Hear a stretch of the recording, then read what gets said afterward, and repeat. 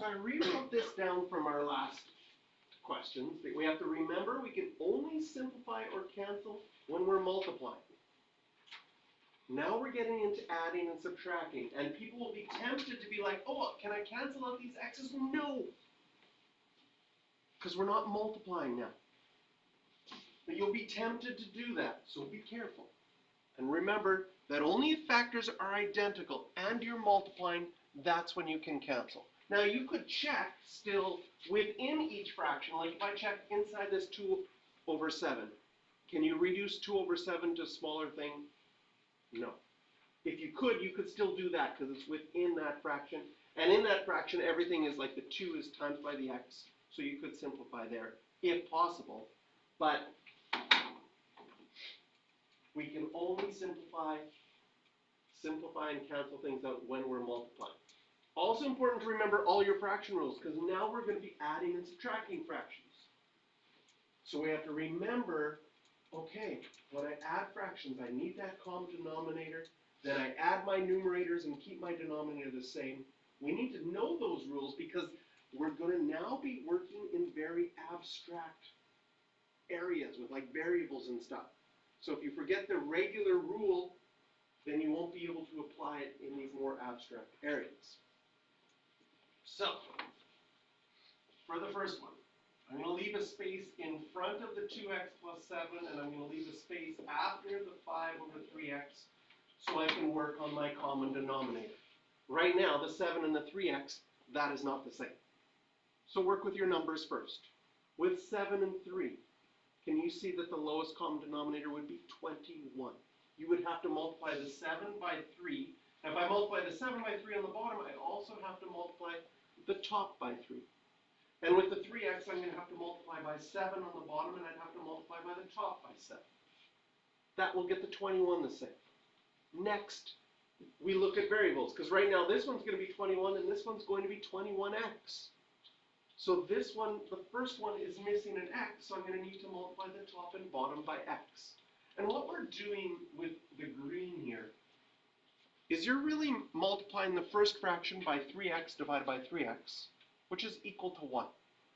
Multiplying by 1 doesn't change what a fraction is equal to. It might change, though, how it looks. That's what we're doing with getting a common denominator. We're not changing what the fraction equals to. We're just changing how it looks so that both of these have a common denominator. Now, when I'm multiplying it out, I always start with my denominators just to double check. When I multiply them out, are they the same? Because sometimes you'll do some mental math and you'll be like, ooh, I missed something. So yes, they're the same, so now I'm going to go and multiply the top as well. This will be 6x squared, and this will be 35.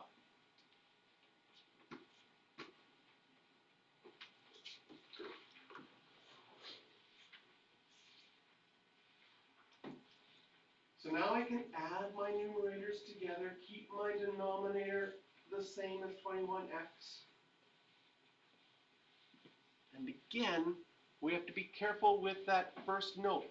You might be tempted to simplify this x with that x squared. And you might be tempted to simplify the 6 and the 21 because they both divide by 3. But you have to remember that because this is added on top, this is one big factor on the top. And the only way you can simplify is if your multiplying and factors are identical. There is not a 6x squared plus 35 on the bottom. I can't simplify that. I would have to look. Is there a common factor? Like if there was a common factor of 3 that I could pull out of the top, then I might be able to simplify. But with 6 and 35, there's no common factor. So we're really using our mental math skills a ton because we're always checking and looking for numbers that could be pulled out, could be simplified. In this case, nothing can be pulled out as a common factor in the top. Nothing can be simplified. We've added things together to get a single fraction. We would be done.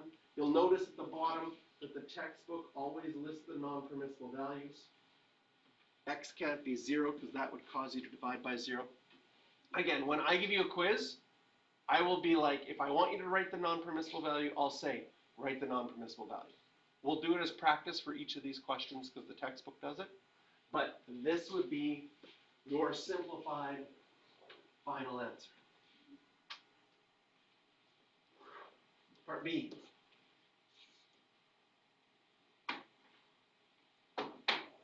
Again, I'll leave a space in front. 4 over 5ab minus 3 over b squared. 4b squared. So numbers first. 4 and 5, lowest common denominator would be 20. So the first one needs to get multiplied by 4, and the second one by 5. So we have to do the same thing on the top and the bottom. Variables. Okay, I have an AB here and a B squared here. You see that this one needs a B, and this one's missing the A. So our variables would be the same. Check. If I multiply out, oops, I'm going to get 20 AB squared here, and perfect. I do have a common denominator. Multiply the tops, this will be 16b, this will be 15a. Keep my common denominator and subtract the tops, I'll have 16b minus 15a. And again, that minus sign groups that together. Can only simplify if we're multiplying, that's grouped together, there's nothing identical. In the top, I do a quick check, can I factor anything out? Any common factors? No. So this would be done, and of course the textbook also included here that A can't equal 0 and B can't equal 0. So you can circle questions 3, 4, and 5.